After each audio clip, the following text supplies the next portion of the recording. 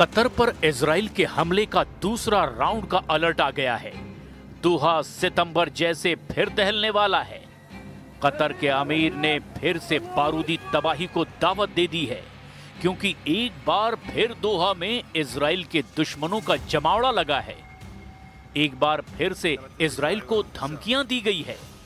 एक बार फिर से नेतन्याहू का दिमाग गर्म कर दिया गया है। कतर के अमीर ने इजराइल दहलाने की धमकी दी। दोहा फोरम में इजराइल पर भड़के अहमद अल शरा। ईरान ने इजराइल जलाने वाली मिसाइलें लॉन्च की। खाड़ी से ट्रंप को मिलने लगी 10 युद्ध की टेंशन। इजराइल पर दुश्मन एक साथ टूट पड़े हैं। नेतन्याहू को कई फ्रंट से टेंशन मिलने लगी है। ईरान, तुर्की, सऊदी अरब के बाद अब कतर के अमीर ने भी नेतन्याहू पर गाजा में धोखा देने के आरोप लगा दिए हैं। कतर के प्रधानमंत्री मोहम्मद अब्दुर्रहमान अल थानी ने यह दावा किया है कि गाजा में किसी तरह का सीज फायर लागू नहीं है। 10 अक्टूबर को हुआ युद्ध समझौता सिर्फ छलावा है। और इतना ही नहीं, अल थानी ने इजराइल विरोधी कतर, तुर्की, मिस्र के साथ मिलकर के अब नया एक्शन प्लान बनाने का भी ऐलान कर दिया है। Now we are at a critical moment. It's not yet there. So it's what we have just done is a pause. We cannot consider it yet a ceasefire. A ceasefire cannot be completed unless there is a full withdrawal of the Israeli forces. There is stability back in Gaza. People can go in and out, which is not the case today. जहां Syria के अहमद अल शरा थे, जहां मुस्लिम मुल्कों के तमाम नुमाइंदे थे, वहां फिलिस्तीन देश बनाने का ऐलान हुआ है। वहां कतर ने हमास की लीडरशिप को दोबारा पनाह देने की बात भी मानी है। इसका मतलब यह है कि कतर ने पीएम नेतन्याहू की धमकियों को पूरी तरह से नजरअंदाज कर दिया है। नेतन्याहू ने ऐलान कर रखा है कि वो फिलिस्तीन देश नहीं बनने देंगे। इजराइल उन्हें भी सबक सिखाएगा जो हमास का साथ दे रहे हैं। जिन्होंने हमास कमांडरों को हथियार और फंडिंग की, वो भी इजराइल के टारगेट पर हैं। हालांकि गाजा में इजराइल को बड़ा झटका लगा है, जहां हमास का कट्टर दुश्मन कहा जाने वाला कमांडर यासिर अबू शबाब मारा गया है। कमांडर यासिर गाजा पट्टी में इजराइल समर्थित मिलिशिया पॉपुलर फोर्सेस का सुप्रीम कमांडर था। गाजा पट्टी में यासिर अबू शबाब इजराइल के समर्थन में हमास लड़ाकों का सफाया कर रहा था। लेकिन दक्षिणी गाजा के रफा शहर में लड़ाका ग्रुप की आपसी भिड़ंत में अबू शबाब को मारा गया। इजराइल को गाजा से भी बड़ा झटका ईरान से मिला है, जहां युद्ध जैसा माहौल बना हुआ है। ईरान ने मिसाइलों का ये खौफनाक दृश्य दिखाकर नए युद्ध की आग भड़का दी है। ईरान ने मिसाइलों के सीरियल धमाके किए हैं।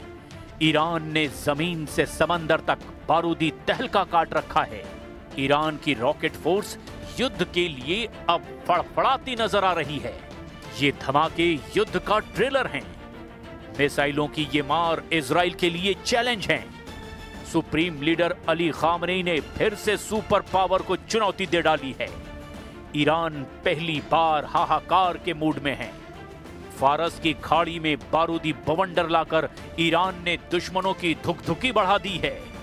ईरान ने ऐलान किया है कि उसने पहली बार ऐसी मिसाइल का धमाका किया है जिसकी रेंज में फारस की खाड़ी का चप्पा चप्पा आता है। ईरान में बना स्टेल्थ डिस्ट्रॉयर सहंद पहली बार दिसंबर 2018 में लॉन्च किया गया था, जिसमें एक helicopter deck, torpedo launcher, anti aircraft और एंटी शिप गन, सतह से सतह और सतह से हवा में मार करने वाली मिसाइलें और इलेक्ट्रॉनिक वॉरफेयर सिस्टम लगे हैं। पिछले साल जंगी युद्धपोत कुछ समय के लिए खाड़ी के उथले पानी में डूब गया था। जिसे मरम्मत करके दोबारा नौसेना के बेड़े में तैनात कर दिया गया है। ईरान युद्ध के लिए रेडी है। तुर्की, सीरिया और सऊदी अरब ने इजराइल को घेरने का प्लान बना रखा है। तो क्या इजराइल बैकफुट पर है? बिल्कुल नहीं। दुश्मनों से 10 कदम आगे चलने वाले इजराइल ने रक्षा बजट में बम्पर इजाफा किया है। प्रधानमंत्री नेतन्याहू ने जानकारी दी है कि डिफेंस के लिए 112 बिलियन शेकेल इजरायली करेंसी का बजट रखा गया है। इजरायली वित्त मंत्री बेजल स्मोट्रिच की ओर से कहा गया कि 2026 के लिए रक्षा बजट 2023 की तुलना में 47 अरब शेकेल ज्यादा है। इजराइल ने 2 साल से चल रहे युद्ध पर अब तक 31 अरब डॉलर से ज्यादा का खर्च किया है। डिफेंस बजट में बम्पर बढ़ोतरी के बाद पीएम नेतन्याहू ने ऐलान कर दिया कि इजराइल किसी भी दुश्मन को कुचलने के लिए अब पूरी तरह से तैयार है। השרים והשרות, אנחנו פותחים כעת את ישיבת הממשלה לאישור תקציב המדינה לשנת 2026. אנחנו מביאים תקציב אחראי, מאוזן, ובעיקר תקציב שעונה על כל צורכי הביטחון של מדינת ישראל. במלחמת התקומה אנחנו צברנו הישגים כבירים. הניצחונות שלנו בשבע חזיתות מבהירות דבר פשוט. מדינת ישראל היא המדינה החזקה ביותר במזרח התיכון, ואני מוסיף, וזה גם קשור, יש לה כלכלה חזקה ויציבה. रक्षा बजट की जानकारी के साथ नेतन्याहू ने नए मोसाद चीफ रोमन गोफमैन की नियुक्ति की घोषणा की। रोमन को 2020 में 210वीं बाशान डिवीजन का कमांडर बनाया गया था। ये डिवीजन सीरिया में अहम सैन्य ऑपरेशन अंजाम देती है। अक्टूबर 2023 में जब हमास ने गाजा पर हमला किया था, उस समय गोफमैन इन्फेंट्री ट्रेनिंग सेंटर के चीफ थे। हमास के हमले के पहले दिन रोमन गंभीर रूप से घायल हुए थे। इलाज के बाद रोमन को पीएम ऑफिस में काम दिया गया और अब जनरल रोमन गोफमैन जून 2026 से मोसाद चीफ का जिम्मा संभालेंगे। אני מביא היום את מינויו של האלוף רומן גופמן לראש המוסד הבא. רומן הוא מפקד עתיר הישגים. בצה"ל הוא ליווה אותי כמזכירי הצבאי. הוא ליווה אותי.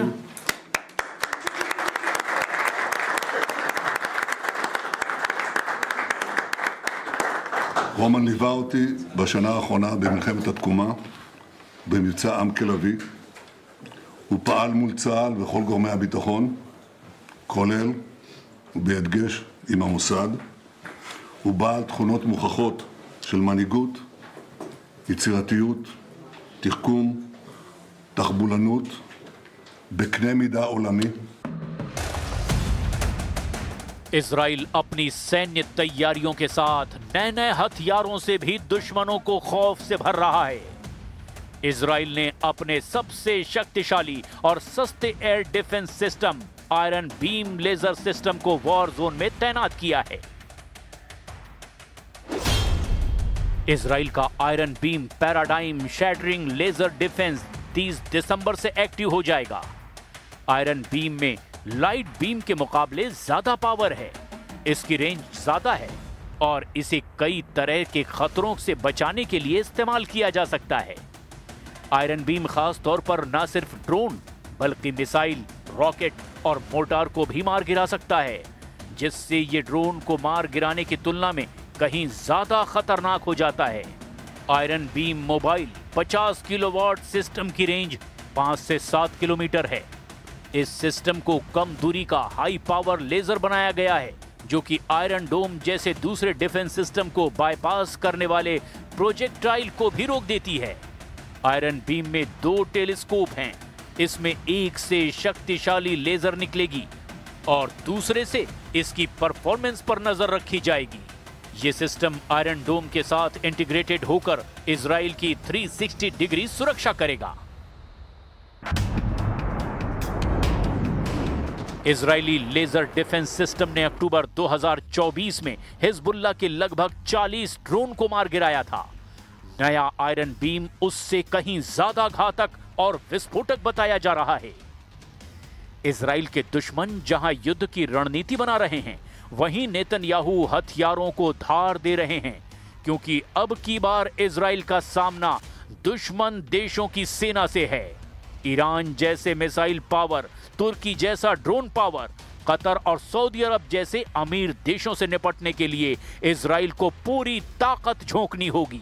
इसके साथ ही इजराइल को सुपर पावर का बैकअप भी चाहिए, नहीं तो युद्ध एक तरफा साबित होगा।